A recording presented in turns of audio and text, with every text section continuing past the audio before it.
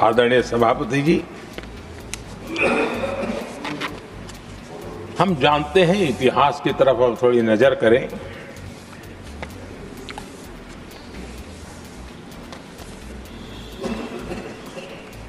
यानी मैं कह रहा हूं इसलिए नहीं, बाबा साहब आंबेडकर के साथ कांग्रेस को कितनी नफरत रही थी, उनके प्रति कितना गुस्सा था, और किसी भी हालत में बाबा साहब की हर बात के प्रति कांग्रेस चिढ़ जाती थी।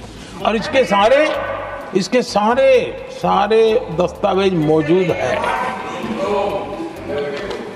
और इस गुस्से को दो बार बाबा साहब को चुनाव में पराजित करने के लिए क्या कुछ नहीं किया गया।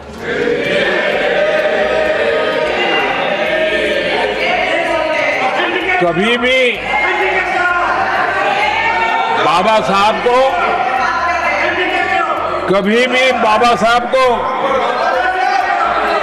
भारत रत्न के योग्य नहीं समझा गया।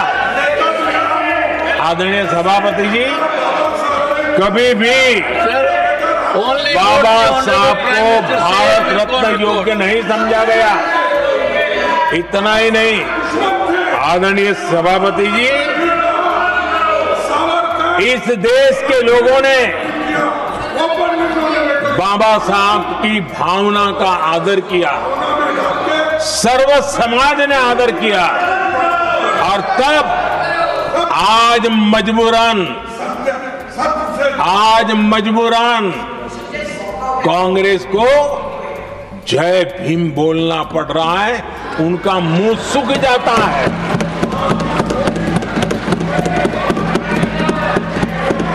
और आदरणीय सभापति जी, ये कांग्रेस भी रंग बदलने में बड़ी माहिर लग रही है।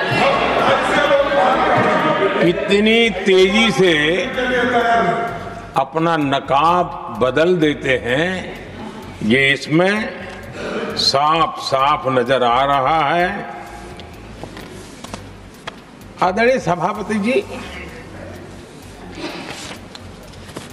आप कांग्रेस का अध्ययन करेंगे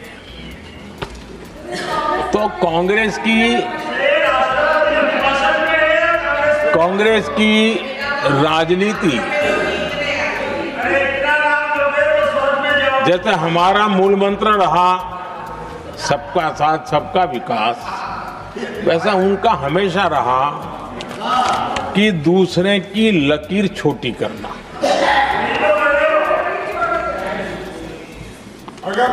और इसके कारण उन्होंने सरकारों को अस्थिर किया। किसी भी राजनीतिक दल की सरकार कहीं बनी तो उसको अस्थिर कर दिया, क्योंकि लकीर छोटी करो दूसरे की, इसी काम में वो लगे रहे। और ये जो उन्होंने रास्ता चुना है ना, औरों की लकीर छोटी करने का, लोकसभा के बाद भी जो उनके साथ थे वो भी भाग रहे हैं, तो उनको पता चला गया ये तो हमें भी मार डालेंगे। और यही उनकी नीतियों का परिणाम है कि आज ये हाल हो गए हैं कांग्रेस के। देश की सबसे पुरानी पार्टी, आजादी के आंदोलन से जुड़ी पार्टी, इतनी दुर्दशा।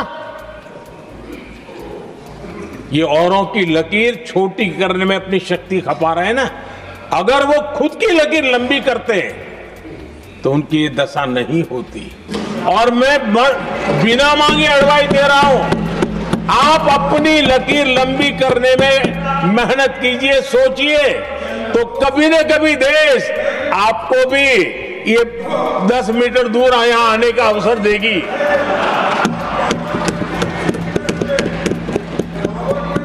आदरणीय सभापति जी, बाबा साहब ने SC/ST समुदाय की बुनियादी चुनौतियों को बहुत बारीकी से समझा था। बहुत गहराई से समझा था और खुद भुक्तभोगी थे, इसलिए एक दर्द भी था, पीड़ा भी थी और समाज का कल्याण करने की का एक जज्बा भी था। और बाबा साहब ने एससी एसटी समुदाय के आर्थिक उन्नति के लिए एक स्पष्ट रोडमैप देश के सामने प्रस्तुत किया था। उनकी बातों में प्रस्तुत होता था। और बाबा साहब ने एक बहुत महत्वपूर्ण बात कही थी, मैं उनका कोट पढ़ना चाहता हूं। बाबा साहब ने कहा था, भारत एक कृषि प्रधान देश है, लेकिन दलितों के लिए ये आजीविका का मुख्य साधन बन ही नहीं सकता। ये बाबा साहब ने कहा था। उन्होंने आगे कहा था, और इसके कई कारण हैं। पहला, भूमि खरीदना उनके सामर्थ्य से बाहर है। दूसरा, अगर उनके पास धन भी हो तो भी उनके लिए भूमि खरीदने का कोई अवसर नहीं है। बाबा साहब ने ये एक एनालिसिस किया था और इस परिस्थिति का एनालिसिस करते हुए उनको तो सुझाव था, उन्होंने आग्रह किया था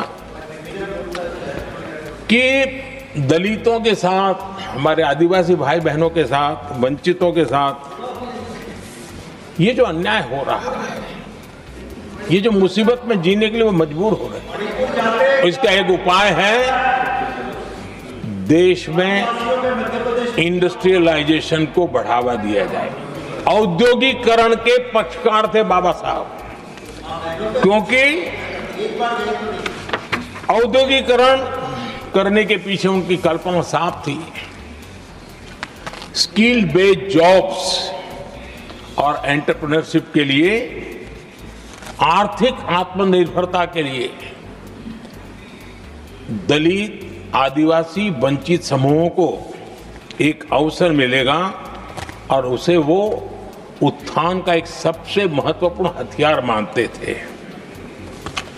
लेकिन आजादी के इतने सालों के बावजूद भी,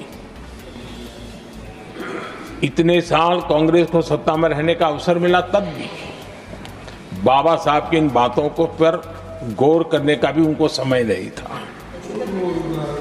उन्होंने बाबा साहब की इस विचारों को पूरी तरह खारिज कर दिया।